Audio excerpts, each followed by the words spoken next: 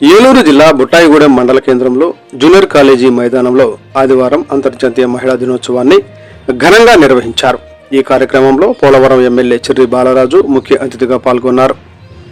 ఈ సందర్భంగా భారీ సంఖ్యలో మహిళలు హాజరై కార్యక్రమానికి విచ్చేసిన ఎమ్మెల్యే చిర్రి బాలరాజుకు మహిళలు సాంప్రదాయ పద్ధతిలో ఘన స్వాగతం పలికారు.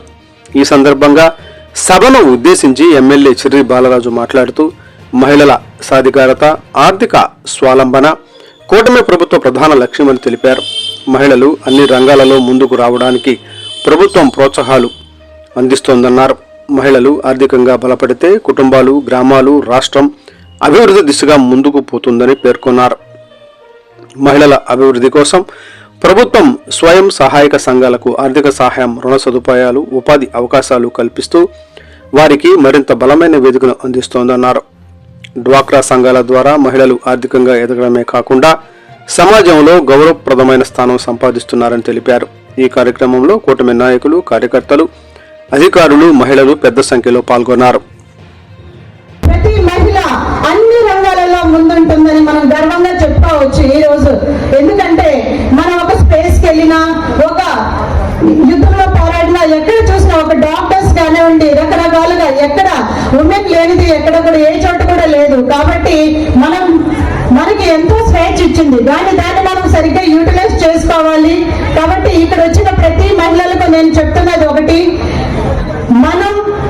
మన సమాజాన్ని మనం సృష్టించాం, అలాగే వాళ్ళని మనం తీర్చిదిద్దాలి.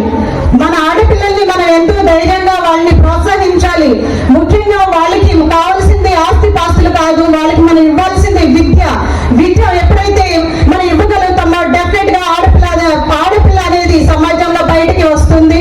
అలాగే ప్రతి మహిళకి నేను కోరుకునేది, ఎప్పుడు కూడా ఆడపిల్ల పుట్టిందని చెప్పేసి ఎప్పుడు కూడా మీరు భయపడకండి. ఎందుకంటే ఈ రోజుల్లో మనం చూసుకున్నట్టయితే ఎక్కువగా ఆడపిల్లలు మాత్రమే పేరెంట్స్ ని చూసుకుంటున్నారు. డెఫినెట్ గా ఆడవాళ్ళకి అందరు కూడా నా శిరస్సు వచ్చి నమస్కరిస్తున్నాను. ఎందుచేతంటే మనం ఆడపిల్లల్ని చాలా సమాజంలో మనం ధైర్యంగా వాళ్ళని పెంచాలి. ఒక ఇంటికి చైర్మన్ భర్త అయితే కార్యనిర్వహణాధికారి మహిళ. ఆ భర్తకి ఏ రకమైనటువంటి ఇబ్బంది కలగకోకుండా అనుచరులను ఆయన యొక్క ఆర్థికంగా మనం ఉండి కుటుంబాన్ని గురించి ఆలోచించి చేసి ఈ సమాజానికి బిడ్డలను ఉండి ఎవరినండి గురువుతో పాటు సమానంగా తీర్చిదిద్ది అందించగలిగినటువంటిది మహిళ.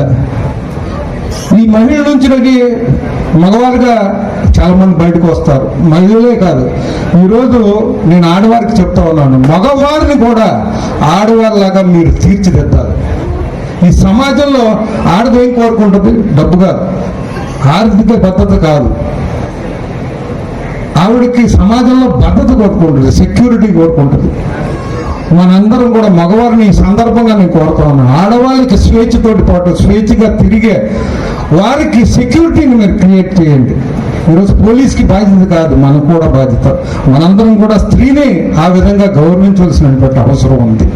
ఈరోజు ప్రభుత్వం రోజు అంతర్జాతీయ మహిళా దినోత్సవ శుభాకాంక్షలు ఇక్కడికి ఇచ్చేసినటువంటి అక్కలకి, అమ్మలకి, చెల్లెలకి, ప్రతి ఒక్కరు కూడా పోలవరం నియోజకవర్గ ఎన్డీఏ కూటమి పార్టీ తరఫున, మా నాయకుల తరఫున ప్రతి ఒక్కరికి కూడా మహిళా దినోత్సవ శుభాకాంక్షలు తెలియజేస్తున్నాను. ఈరోజు ముందుగా మా అమ్మగారైనటువంటి జన్మంతా కూడా రుణపడి ఉంటాను.